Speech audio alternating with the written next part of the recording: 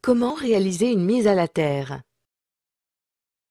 La mise à la terre est indissociable de la protection différentielle.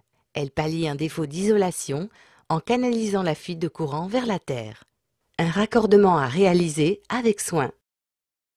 Avant toute intervention, coupez l'alimentation générale.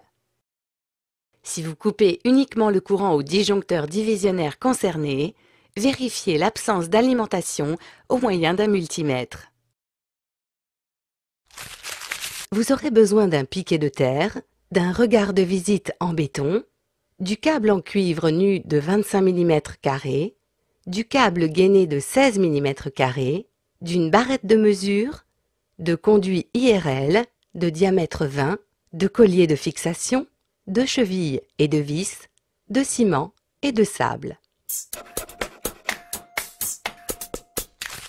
Munissez-vous des outils suivants: niveau, perceuse à percussion, forêt à béton, pelle-bêche, truelle, massette, visseuse, pince coupante, pince à dénuder, clé à pipe, tournevis.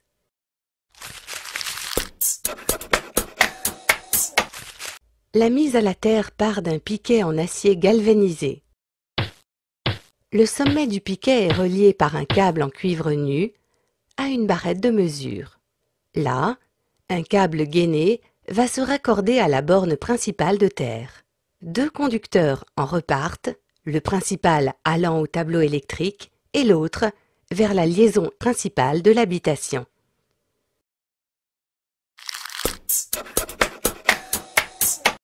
Le piquet de terre prend place dans un regard.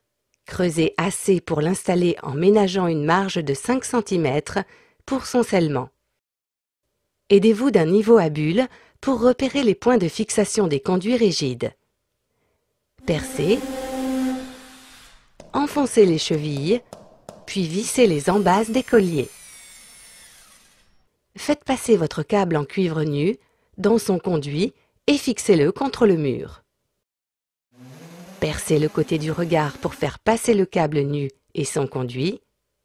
Installez le regard dans la fouille et scellez au mortier. Enfoncez un piquet de terre de 2 mètres de long à la massette. Lorsqu'il ne reste plus que 10 cm visibles en fond de regard, passez le câble en cuivre dans la bride de serrage et vissez à fond.